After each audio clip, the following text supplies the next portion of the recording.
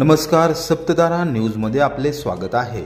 आज सोमवार दिनांक 25 नोव्हेंबर 2024 न्यूज बुलेटिनमध्ये जाणून घेऊया आजच्या ठळक घडामोडी। स्वर्गीय यशवंतराव चव्हाण यांना पुण्यतिथी दिनानिमित्त खासदार शरद पवार यांच्यासह मान्यवरांनी केले अभिवादन। आपल्या आधुनिक विचारांनी पुरोगामी महाराष्ट्राची पायाभरणी करणारे, महाराष्ट्राला कृषी, शिक्षण व औद्योगिक क्षेत्रात अग्रेसर बनवण्यासाठी बहुमोल योगदान देणारे महाराष्ट्राचे पहिले मुख्यमंत्री स्वर्गीय यशवंतराव चव्हाण यांना पुण्यतिथी दिनानिमित्त सोमवारी सकाळी 9 वाजता राष्ट्रवादी काँग्रेस शरदचंद्र पवार पक्षाचे अध्यक्ष खासदार शरद पवार यांनी कराडमधील कृष्णा आणि कोयना नदीच्या नदीवर असलेल्या पवित्र प्रीती संगमावरील समाधीस्थळी जाऊन विनम्र अभिवादन केले। यावेळी माजी खासदार श्रीनिवास पाटील, माजी मंत्री बाळासाहेब पाटील यांच्यासह जिल्हाध्यक्ष सुनील माने व प्रमुख पदाधिकारी यावेळी उपस्थित होते। अभिवादन कार्यक्रमानंतर त्यांनी वेणुताई चव्हाण ट्रस्टच्या विश्वस्त मंडळाच्या बैठकीस हजेरी लावली। काकांचं दर्शन घे, मी सभा घेतली असती तर प्रीती संगमावर भेट होताच अजितदादांनी घेतली पुतण्याची फिरकी। राष्ट्रवादी काँग्रेसचा 4था सभा केल्यानंतर अजितदादा पवार यांनी आपल्या स्वभावामध्ये प्रचंड बदल केला आहे। मार्मिक विनोदशैली आता त्यांच्या दैनंदिन जीवनाचा भाग बनली आहे। त्याचा प्रत्यय सोमवारी सकाळी 9 वाजता कराडमध्ये आला। स्वर्गीय यशवंतराव चव्हाण यांच्या समाधीस अभिवादन करण्यास निघालेल्या अजितदादा पवार यांनी समोर पुतणे आमदार रोहित पवार दिसताच त्यांची चांगली फिरकी घेतली। दर्शन घे काकांचे असे म्हणत त्यांना पाया पडायला देखील लावले। काका पुतण्याच्या या नात्याची कराड शहर परिसरात चांगली चर्चा रंगली होती। संयुक्त महाराष्ट्राचे पहिले मुख्यमंत्री यशवंतराव चव्हाण यांची सोमवारी पुण्यतिथी आहे। या निमित्ताने चव्हाण यांना अभिवादन करण्यासाठी प्रीती संगम या समाधीस्थळी राष्ट्रवादी काँग्रेसचे अध्यक्ष अजितदादा पवार हे दाखल झाले होते। त्यानंतर काही वेळातच तिथे राष्ट्रवादी काँग्रेस शरदचंद्र पवार पक्षाचे आमदार रोहित पवार हे देखील पोहोचले। काका पुतण्याच्या या भेटीवेळी अजित पवार यांनी रोहित पवारांची फिरकी घेतल्याचं पाहायला मिळालं। रोहित पवार यांचं विधानसभा निवडणुकीतील विजयानंतर अजितदादा पवार यांनी अभिनंदन केलं आणि मिश्किलपणे काकांचं दर्शन घे असंही म्हटलं।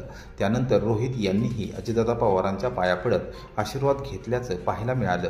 रोहित पवार यांचा कर्जत जामखेडमध्ये थोडक्या मतांनी विजय झाला आहे। यावरून चिमटा घेत अजितदादा पवार आजच्या भेटीवेळी त्यांना म्हणाले की शहाण्या, थोडक्यात वाचलास, माझी सभा झाली असती तर काय झालं असतं। त्यावर रोहित पवार पाया पडले आणि पुढे चालत गेले।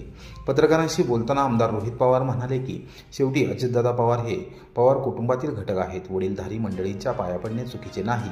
2018च्या निवडणुकीत त्यांनी मला चांगले सहकार्य केले होते, त्यामुळे एका कौटुंबिक नात्यातून पाया पडलो, त्या पलीकडे काही नाही। दर्शन घे, दर्शन काकाचं आणलं नाही रे मला, नाहीतर मी गाण्या थोडक्यात वाचला, माझी सभा झाली असती तर काय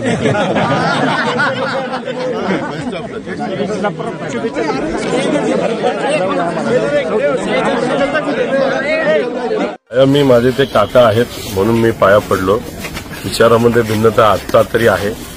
शेवटी जी काही संस्कृती आहे, एक वडीलधारी व्यक्ती आणि माझ्या 19च्या इलेक्शनमध्ये त्यांनी मला खूप मदत केली होती आणि त्या अनुषंगाने माझे काका असल्यामुळे शेवटी संस्कृतीप्रमाणे पाया पडणं ही जबाबदारी आहे। कारण ही जी भूमी आहे, चव्हाण साहेबांची स्मृती ठिकाण आहे, या भूमीमध्ये तरी कुठलाही भेदभाव करून चालत नाही। इथं संस्कृती पाळणं फार महत्वाचं आहे, आम्ही तरी पाळतो आणि ते त्या ठिकाणी मी केलेलं आहे। मी त्यांचं दर्शन घेतलं। जाता जाता ते असंही म्हणले की माझी सभा झाली असती तर अडचण झाली असती। नाही, झाली असती तर नक्कीच काही प्रमाणात वर खाली झालं असतं, उलटही होऊ शकलं असतं, पण बारामतीमध्ये ते इतके अडकून पडले होते, त्यांना माझ्या मतदारसंघात येता आलं नाही। पण शेवटी ते मोठे नेते आहेत, निर्णय त्यांचा होता, पार्टी त्यांची। आज आमदारकी जर बघितली, सगळ्यात जास्त आमदार हे त्यांच्यामध्ये तिथे निवडून आलेले, चांगली गोष्ट आहे। मी त्यांचं अभिनंदन सुद्धा केलेलं आहे। विधानसभा निवडणूक निकालाच्या पार्श्वभूमीवर कराडमध्ये महाविकास आघाडीची खलबते, खासदार शरद पवार आणि माजी मुख्यमंत्री पृथ्वीराज चव्हाण यांची बंद दरवाजा आड प्रदीर्घ बैठक। नुकत्याच झालेल्या विधानसभा निवडणुकीत महाविकास आघाडीची धुळधाण झाली। त्या पार्श्वभूमीवर कराड येथे रविवारी रात्री उशिरा 12:30 वाजेपर्यंत एका हॉटेलमध्ये ज्येष्ठ नेते शरद पवार आणि माजी मुख्यमंत्री पृथ्वीराज चव्हाण यांची बंद दरवाजा आड प्रदीर्घ बैठक झाली। नवी दिल्ली येथे सोमवारपासून संसदेचे हिवाळी अधिवेशन सुरू होत आहे, त्यामुळे सर्वच नेते मंडळी दिल्लीकडे रवाना होत आहेत। काँग्रेस पक्षश्रेष्ठी आणि खासदार शरद पवार याबाबतीत निश्चित चर्चा करतील। त्यानंतर महाविकास आघाडी म्हणून आम्ही एकत्र बसू आणि पुढील धोरण ठरवू, असे पृथ्वीराज चव्हाण यांनी पत्रकारांशी बोलताना सांगितले। महाराष्ट्राचे शिल्पकार स्वर्गीय यशवंतराव चव्हाण यांच्या पुण्यतिथीनिमित्त यांच्या समाधीस अभिवादन करण्यासाठी खासदार शरद पवार हे रविवारी रात्री कराड येथे दाखल झाले। पत्रकार परिषदेनंतर माजी मंत्री बाळासाहेब पाटील यांच्या समवेत पृथ्वीराज चव्हाण यांनी खासदार शरद पवार यांची भेट घेतली। बंद दरवाजाआड प्रदीर्घ बैठक झाली। बैठकीनंतर पत्रकारांना सामोरे जात असताना पृथ्वीराज चव्हाण यांच्या चेहऱ्यावर समाधानाचे चित्र होते। त्यांनी आगामी रणनीतीबाबत सूचक वक्तव्य केले। काँग्रेसच्या नवनिर्वाचित आमदारांची आणि विधानसभेला पराभूत झालेल्या उमेदवारांची स्वतंत्रपणे बैठक होणार असल्याचे यावेळी स्पष्ट झाले।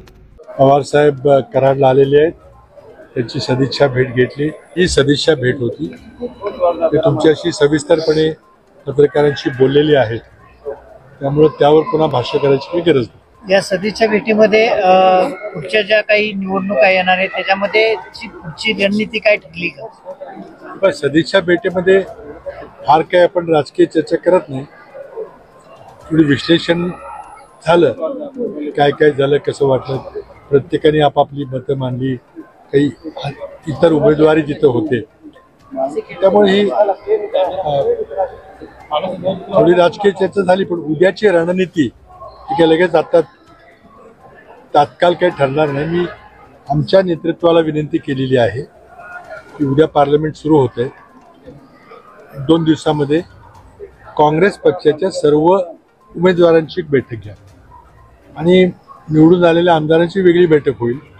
पण उमेदवारांची बैठक घेऊन तळागाळात त्यांची काय मतं आहेत ती घ्यायची मी काँग्रेस पक्षाला विनंती केलेली आहे। आज रमेश यांनी त्याला दिलेले गेलेली आहे, ते 1-2 दिवसामध्ये कळवतील। ती जर बैठक ठरली तर मी मुंबईला त्या बैठकीकरता जाईल। बाबा, विधानसभेचा जो काही महाविकास आघाडीचा पराभव आहे याच्यावर काही नेमकं तुमच्या दोघांमध्ये काही चर्चा झाली का, की नेमकं हे कारण काय आहेत, या मागची काय नेमकं शोधलं? प्रत्येकाने आपल्या मतदारसंघात काय घडलं, कुठं घडलं विश्लेषण केलं, पण डिटेल्ड अनालिसिस हे एका 5 मिनिटात 10 मिनिटात ते होणार नाही।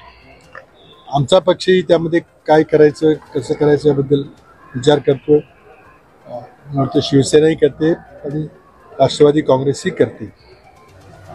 पुढची 1-2 दिवसामध्ये मंत्रिमंडळ गठन होईल, मुख्यमंत्री कोण होतोय त्यामध्ये काही सूत्र ठरलंय का 2.5 वर्षाचं, हे आपल्या महाराष्ट्राला उद्या कळेल। त्यानंतर एक गोष्ट नक्की आहे की विधिमंडळामध्ये, विधानसभेमध्ये आम्हाला विरोधी पक्ष नेतेपद काही मिळणार नाही, त्यामुळं विधिमंडळामध्ये काही फार मोठी लढाई होणार नाही। लोकांचे प्रश्न जे मांडायचे ते मी बाहेरच मांडण्याचा प्रयत्न करू। सातारा जिल्ह्यातील सर्वाधिक मतदानाबद्दल कोरेगावात मतदार धन्यवाद रॅली। प्रशासनाने नागरिकांचे मानले मनापासून आभार। मतदार राजा, धन्यवाद, छान मतदान, थँक्यू अशा घोषणांनी सोमवारी सकाळी 10 वाजता कोरेगाव शहर आणि परिसर दुमदुमून गेले। विधानसभा निवडणुकीत तब्बल 78% मतदान झाले। नागरिकांनी भरभरून मतदान केल्याबद्दल त्यांचे आभार मानण्यासाठी प्रशासनाने रॅली काढली। काही दिवसांपूर्वी विधानसभा निवडणूक पार पडली, त्यामध्ये प्रशासनाने मतदान जनजागृतीसाठी स्वीप प्रकल्पांतर्गत अहोरात्र प्रयत्न केले। अधिकारी, कर्मचारी, अंगणवाडी सेविका, आशा सेविका, शिक्षक असे सर्वच घटक यामध्ये सामील झाले होते।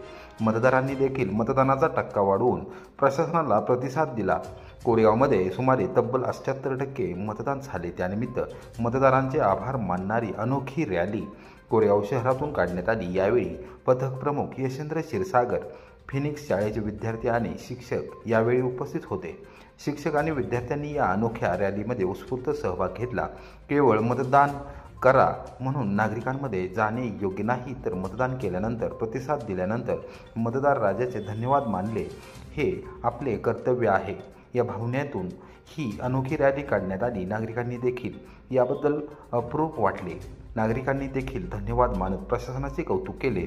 मतदान करा असे वारंवार सांगितले जाते, परंतु टक्का वाढल्यानंतर नागरिकांचे धन्यवाद मानणे देखील गरजेचे आहे। या भावनेतून काढलेल्या या रॅलीस रस्त्यावर असलेले नागरिक, दुकानदारांनी, एसटी प्रवाशांनी देखील प्रतिसाद दिला.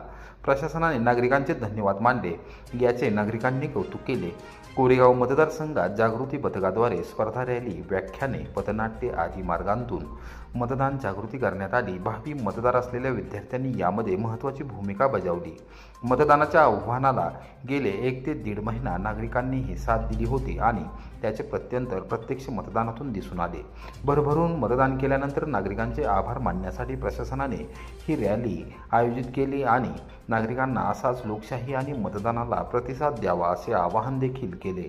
मतदानानंतर नागरिकांकडे दुर्लक्ष होते अशी भावना सर्वसामान्यांमध्ये असतानाच या खास रॅलीद्वारे मतदारांचे आभार मानल्याबद्दल नागरिक समाधान व्यक्त करत आहेत.